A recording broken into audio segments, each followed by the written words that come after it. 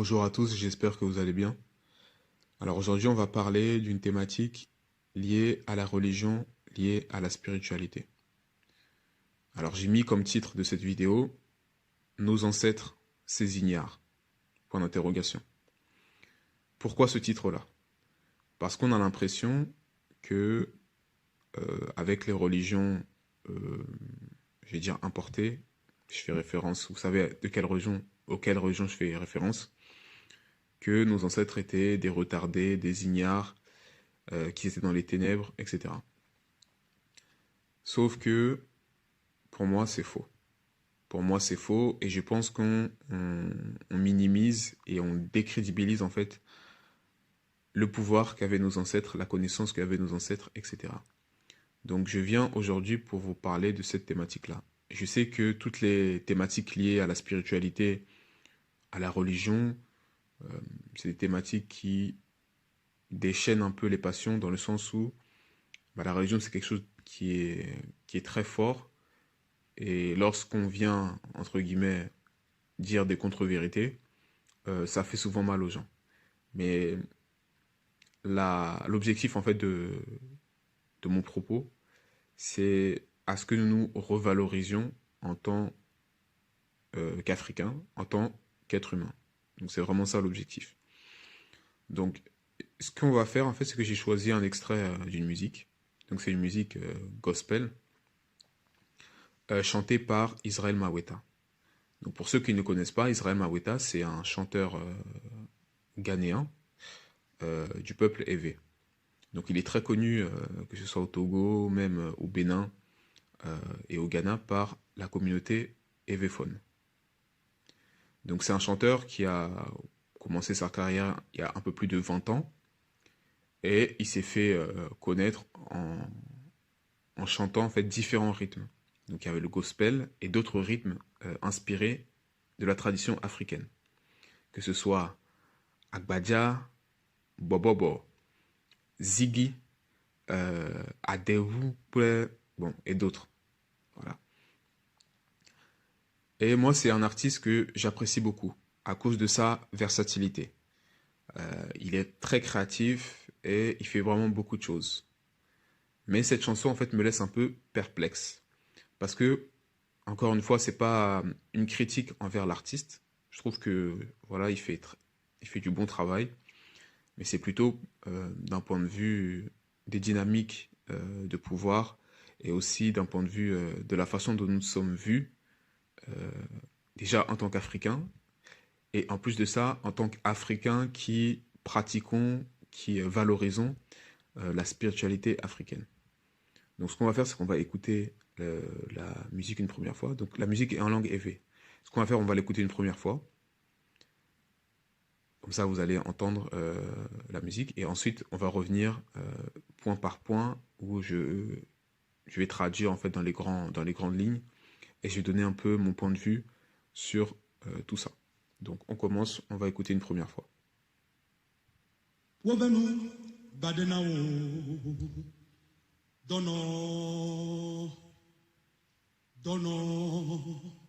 Dono na wo wena mia togbi wo nyamawu wena mia mama wo nyamawu ye wo jimi deme nye kwa menu bebe egbenye zo ablode vio dala mia togbi wo me nyamawu mia mama wo me nyamawu vazo ya me won kake wo venu vadewo wozu mawo agbena wo dewo venu pejojo ayene mezo ono kane aname wo fu ayene mezo ono kane ana fuflu bana mometila wo akompo pekokro ne wo si Jomi pelemu Anyene mele Jimbe popro Awo mado Anyene mele Afo popro Fopa mado Ano chadra la cham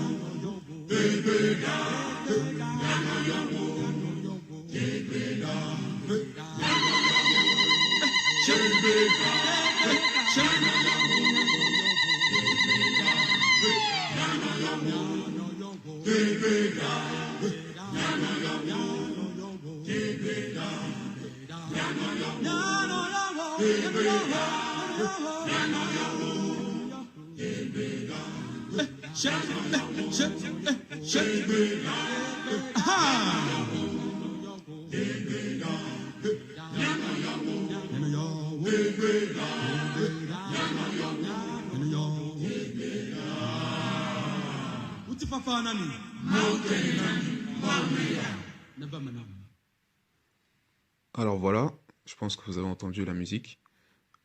Juste avant en fait de rentrer dans le vif du sujet, déjà par rapport au style de musique, on voit que c'est une musique qui est chantée en a cappella.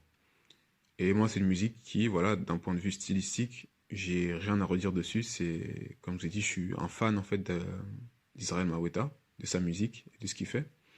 Donc, d'un point de vue stylistique, je trouve que c'est une musique qui est agréable à écouter et qui a une certaine force. Voilà.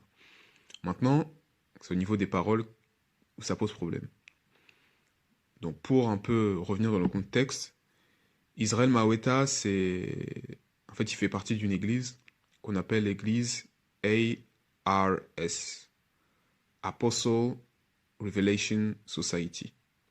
Donc, cette église-là, en fait, c'est une église qui a été créée dans les années 1945 par monsieur Charles Kwabla Mtonchi. Monsieur Charles Kwabla Mtonchi. Donc, c'est ce monsieur-là qui a créé cette église-là dans la région de la Volta, au Ghana. Donc, cette église-là, la particularité qu'elle a eue, en fait, c'est que dès le début, elle a intégré les rythmes, la langue et la culture africaine à ses pratiques. Donc, il y a quand même une divergence par rapport aux autres églises, aux autres courants de la religion chrétienne, lorsqu'ils sont venus en Afrique, lorsqu'elles ont été importées en Afrique. Alors cette église-là, elle s'est vraiment un peu servie de la culture africaine, donc comme je l'ai dit, de la langue, aussi des vêtements, de la musique, etc., pour faire le culte, et on va dire un peu remixé à la sauce chrétienne. Donc on prend une partie de la culture africaine et à cela on ajoute les enseignements bibliques, chrétiens. Et c'est ça en fait, en mélangeant tout ça, ça nous donne l'église ARS. Donc disons que c'est une église voilà, qui a été créée en Afrique, mais dont les enseignements mixent la culture africaine et les enseignements chrétiens. Donc c'est ça, on va dire, pour l'aspect historique. Maintenant, pour en revenir à la chanson, au début de la chanson, je pense que la chanson, d'une part, a été faite pour remercier en fait le fondateur, Monsieur Wovenu. Donc son nom entier, c'est Charles Kwabla Mtonchi. Mais lorsqu'il a créé cette église-là, après qu'il ait créé cette église-là, on lui a donné le nom de Wovenu, qui signifie celui à qui on a fait grâce. Celui à qui Dieu a fait grâce. Et lui-même, enfin je ne sais pas si c'est lui-même ou si c'est les gens qui l'ont appelé comme ça, mais les gens l'ont appelé Maoufe Ame. Maoufe Ame qui signifie homme de Dieu. Donc voilà, les gens, quand ils font référence à lui, ils disent Wovemu Maoufe Ame. Donc celui à qui on a fait grâce, l'homme de Dieu à qui on a fait grâce. Voilà un peu pour l'histoire. Donc on va réécouter dès le début et je vais arrêter et on va expliquer. Wovenu badena wo dono dono dono na wo wena mia togbi wo nyama wo wena mia mama wo nyama wo ye wo jimi deme nye kwa menu bebe egbenye zo ablo de vio. Alors, la chanson pour moi c'est comme un hommage en fait que Israël Maweta fait à Monsieur Ouvenou, en lui remerciant d'avoir créé cette église, en lui remerciant d'avoir instauré cette église, d'avoir instauré ces pratiques. Et c'est ce qu'il chante en fait dans cette première partie de la chanson. Et en gros, il dit que grâce à Monsieur Ouvenou, ses ancêtres du coup, les personnes qui étaient dans cette communauté à l'époque, ont connu Dieu. On écoute la suite.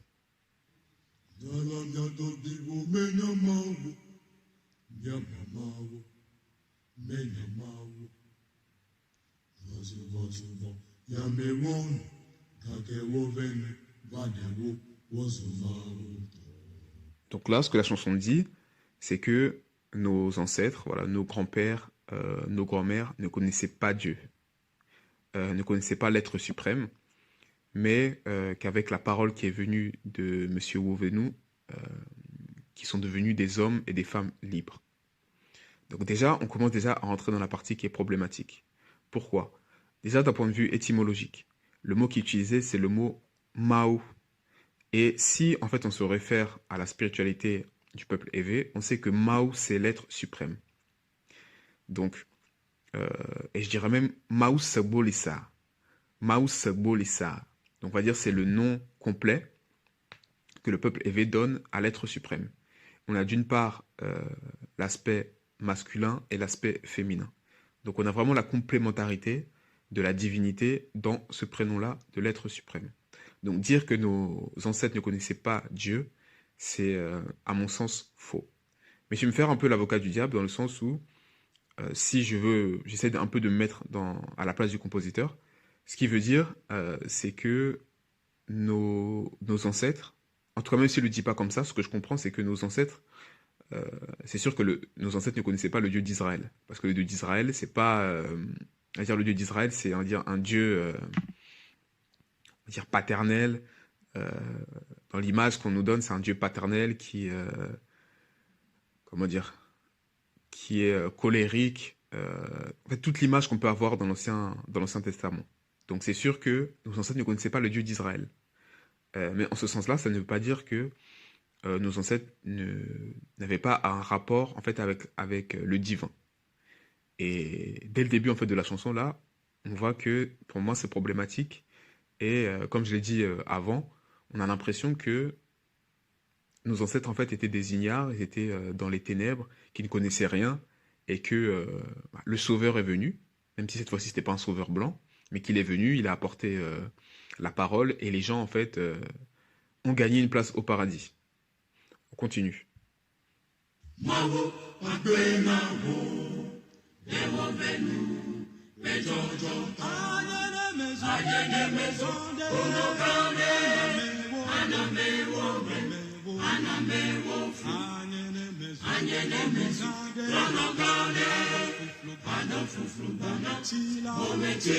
Donc je ne sais pas si je l'ai précisé avant, je le précise maintenant. À l'époque, dans ces communautés-là, les gens pratiquaient la spiritualité africaine. Donc je pense qu'il y avait différents temples, si on peut appeler ça des temples ou des sanctuaires, de la spiritualité Yev. Yev et Fin. Donc pour ceux qui ne savent pas, Yev et Fin, ce sont des cultes, si on peut dire ça comme ça, issus de la spiritualité africaine, qui sont en étroit lien avec la spiritualité qu'on appelle vaudou. Donc disons que ce sont des spiritualités typiquement africaines que les gens pratiquaient à l'époque. Et la chanson dit que si Ouvenou n'était pas venu, que en gros ils auraient, les gens dans cette communauté seraient devenus des vaudouisants, des personnes qui pratiquent la spiritualité africaine, mais c'est dit d'une façon négative. Donc c'est en gros par exemple, Si Wovenu n'était pas venu, bah, en gros, j'allais j'allais devenir quelqu'un de mauvais, j'allais devenir un sorcier, etc. C'est quasiment dit comme ça. Donc en gros, encore une fois, merci Wovenu d'être venu. Merci pour tout ce que tu as fait. Tu nous as vraiment sauvés des ténèbres et vraiment tu es un envoyé de Dieu. On continue.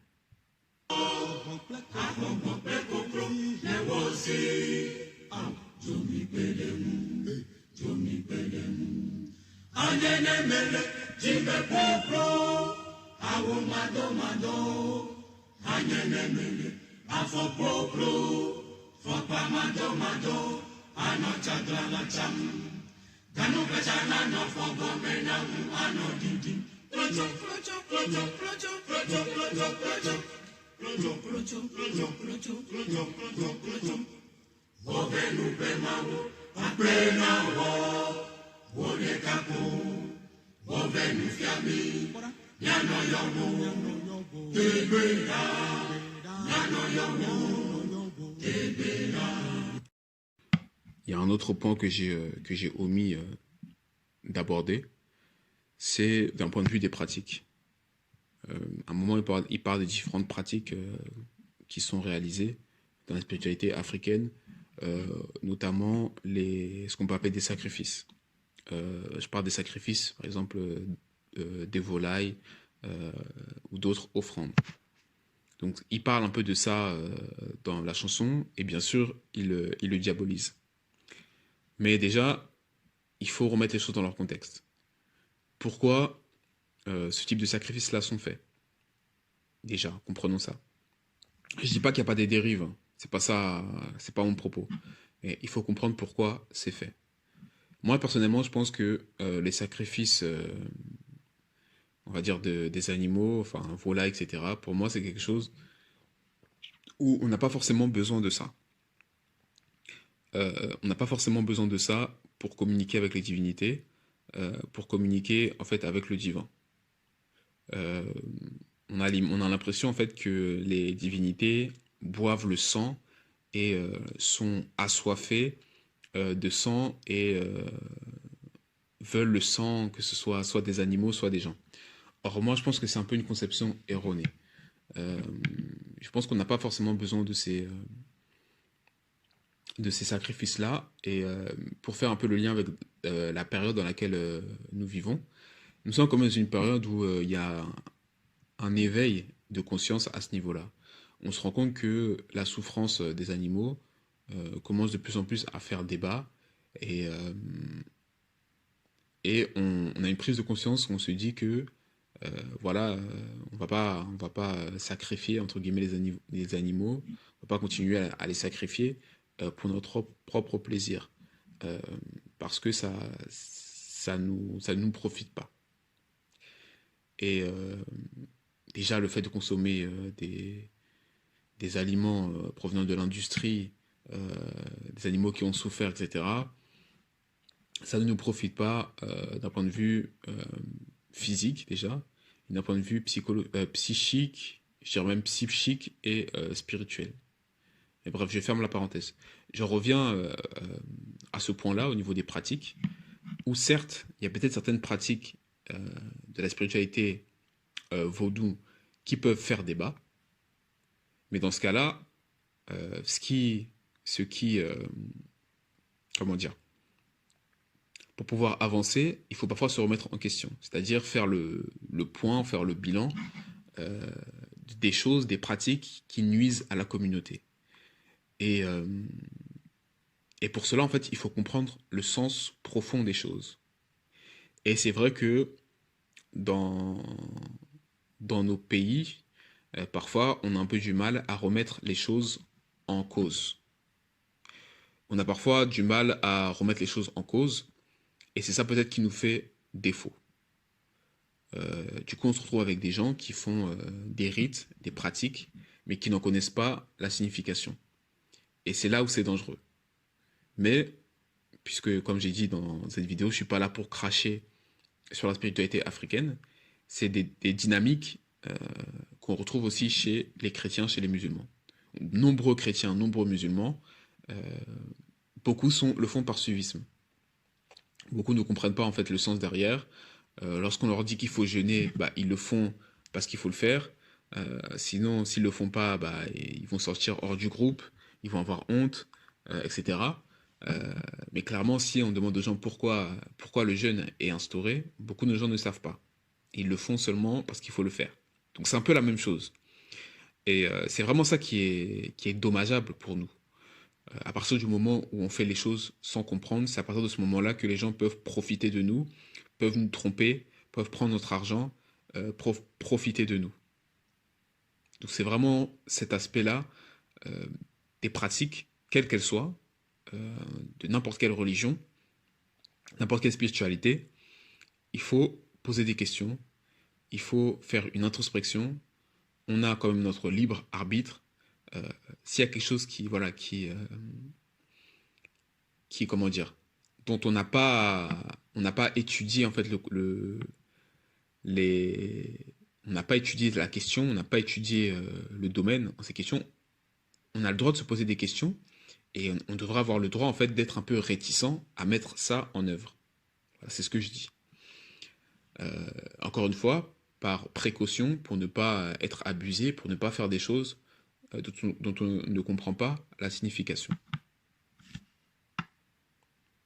J'ai oublié de mentionner, c'est que la chanson, en fait, là parle un peu des pratiques en fait qui sont réalisées dans la spiritualité africaine, que ce soit Yévé ou bien Fin, et elles sont diabolisées, elles sont vues comme des choses des personnes retardées, comme des choses des personnes arriérées.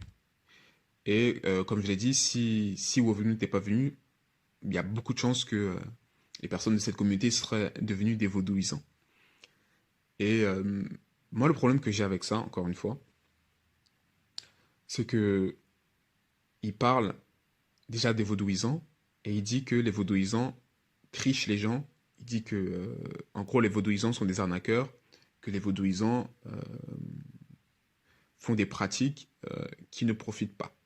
Donc c'est vraiment comme ça qu'on comprend en fait la chose.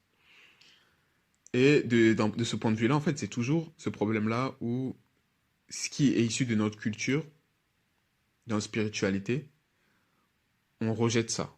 Bien sûr, il y a l'aliénation, il y a voilà, la colonisation, tout ça qui est le complexe qui s'est installé, mais toujours en fait se dénigrer et du coup valoriser la spiritualité des autres, c'est vraiment là que le problème se trouve. Et il n'est pas totalement objectif dans ses propos parce qu'il ne dit pas aussi que les pasteurs aussi arnaquent. Les pasteurs aussi arnaquent, les prêtres aussi, voilà, bon, on ne va pas rentrer dans les détails, mais euh, toute religion a ses dérives. Et toute spiritualité a ses dérives. Et lorsqu'on dit ça, vous allez me dire, ah oui, mais c'est que c'est pas généralisé, il faut pas faire des généralisations, que la religion en elle-même, elle est pure, mais ce sont les êtres humains euh, qui, euh, qui sont détournés, qui ont dévié tout ça, etc., etc. Mais c'est pas la question en fait. Euh, Au lieu de me dire que voilà les vaudouisants trompent les gens, euh, ne me dis pas ça en fait. Dis-moi que euh, il y a il y a des gens qui trompent partout. Et on le voit très bien, surtout dans nos pays. Euh, je suis pas sûr que les vaudouisants, en termes en ratio, en fait, en nombre, je pense pas que ce soit eux qui arnaquent les gens le plus. Toutes les églises qu'on voit à tous les coins de rue, les églises de sommeil, comme certains aiment bien les appeler, je pense pas que ce sont les vaudouisants qui arnaquent le plus les gens. Et en plus de ça, si on veut vraiment parler de ce sujet-là, on voit que la religion chrétienne et la religion voilà, musulmane, ce sont des religions expansionnistes. Dans le sens où elles vont partir, on l'a vu dans l'histoire, faire des croisades, conquérir, etc. et ramener le plus de gens à leur cause. Et après, ils veulent nous parler de tolérance, alors que la spiritualité africaine ne sont pas expansionnistes. En gros, chacun fait le choix de croire ou de ne pas croire, et on sait très bien que la spiritualité africaine n'est pas dogmatique. les dogmes, c'est vraiment pour les religions, tandis que la spiritualité, c'est plus une histoire de croyance. Mais bref, ça c'est vraiment pour l'aspect étymologique. Et on rentre vraiment dans le détail. Mais pour en revenir à ça, c'est toujours cette, euh, cette question euh, de avant nous étions dans les ténèbres et maintenant que la parole est venue, nous sommes libres. Nous sommes libres. Et je trouve que c'est un peu malvenu et quasiment hypocrite. Pourquoi? Parce que Israël Maweta, c'est un artiste qui, dans sa musique, utilise les rythmes euh, traditionnels africains. Et certains, des chrétiens, on va dire des fervents chrétiens, l'ont un peu attrapé par le col en lui disant toi tu te dis que tu es chrétien mais tu utilises les rythmes traditionnels. Donc déjà, encore une fois, on voit l'aliénation où les gens même, les soi-disant fervents chrétiens, ce qu'on appelle les born again, les chrétiens qui sont nés à nouveau, eux, pour eux, on ne peut pas utiliser les rythmes africains parce qu'il y a toujours ce lien en fait avec la spiritualité africaine. Et donc du coup, les divinités, etc., ce qui est interdit dans la religion chrétienne, musulmane, etc. Et donc lui, il s'est fait un peu attraper par le col. J'ai déjà vu une interview où il disait que, en gros, c'est pas parce qu'il utilise les rythmes traditionnels africains euh, que il a toujours cette attache-là à la spiritualité africaine. Mais moi, je trouve que c'est un peu hypocrite, dans le sens où on sait que les rythmes africains, les danses, les tambours, etc., c'est forcément lié à la spiritualité. Pourquoi? Parce que dans les différents cultes, que ce soit Yv ou bien Fin ou autre, nos ancêtres, du coup, ont installé ces rythmes-là pour pouvoir communiquer avec le divin. Et pour les personnes qui sont initiées, elles savent que les tambours ont un langage. C'est pas seulement euh, on joue de la musique et ça fait du bruit, etc. Non, ça émet des vibrations et la façon de jouer, en fait, peut décoder un message. Et ce message-là sert à communiquer entre nous et à communiquer avec le divin. Et donc, du coup, le fait qu'il utilise ces rythmes-là traditionnels, c'est comme si, en fait, d'un point de vue spirituel, il y avait cette communication avec le divin.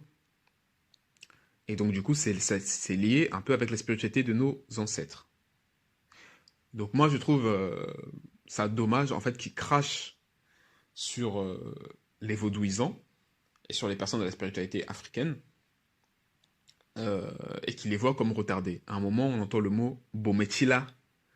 Bometila, c'est un mot qui peut être traduit par quelqu'un qui est retardé, qui quasiment, en fait, a des problèmes psychologiques, presque. C'est un peu ça.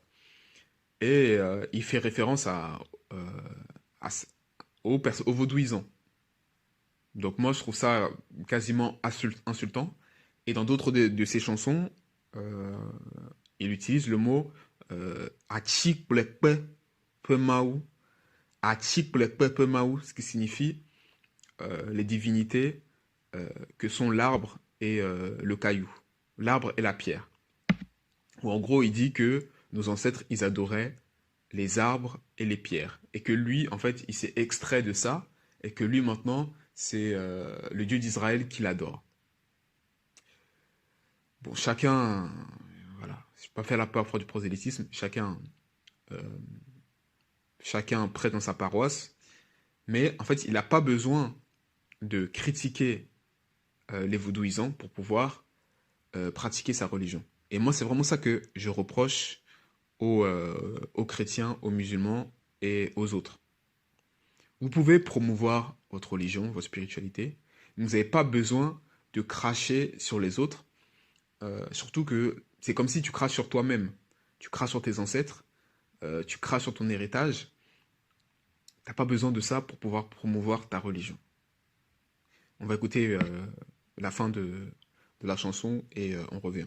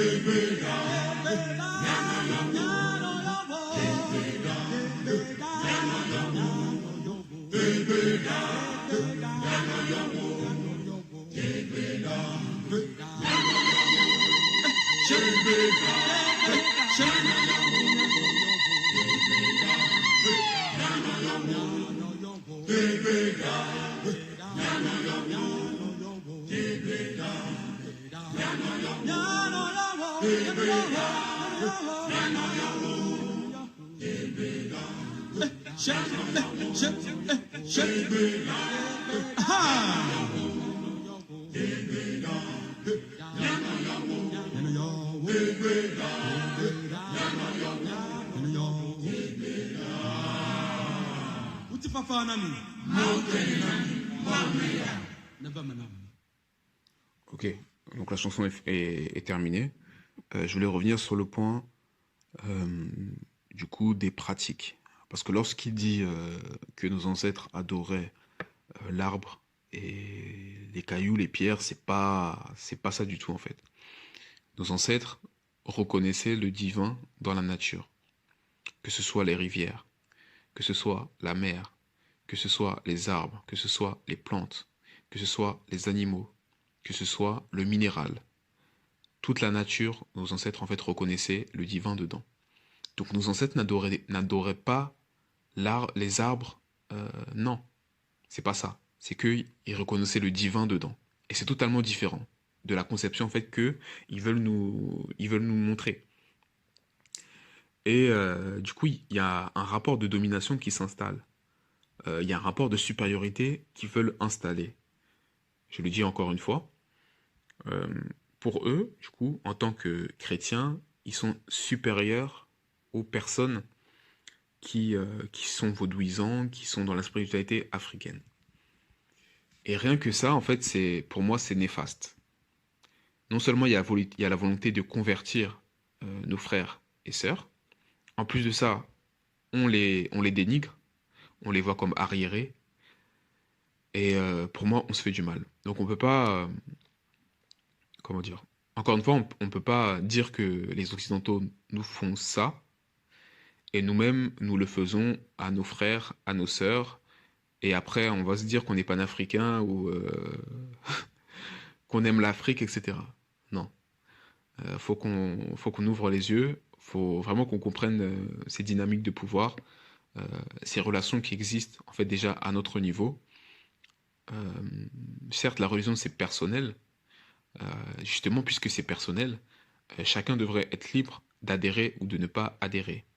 Et, et encore une fois, il y a raison gardée. C'est pas parce que tu n'es pas en fait dans la même religion que moi qu'on peut pas discuter, qu'on peut pas dialoguer, etc. Mais en fait, tu dois me respecter comme moi je te respecte. Donc voilà, j'en ai terminé avec ce propos d'aujourd'hui. Je sais déjà que certaines personnes vont commencer à s'offusquer en en parlant d'apostasie ou autre. En tout cas, comprenez que ce type de propos, lorsqu'on prend du recul lorsqu'on fait des analyses en fait sur les différentes dynamiques de pouvoir qui peuvent exister, euh, ça peut avoir un impact en fait sur notre vie en général. Là, on a pris l'aspect spirituel. Mais si on prend l'aspect professionnel, l'aspect politique ou autre, on voit que ce rapport de domination existe. Et pour pouvoir progresser, il faut vraiment qu'on sorte un peu euh, de notre sommeil, il faut qu'on se pose les bonnes questions. Voilà, j'en dirai pas plus. En tout cas, merci de m'avoir écouté jusqu'à la fin, et moi je vous dis à bientôt.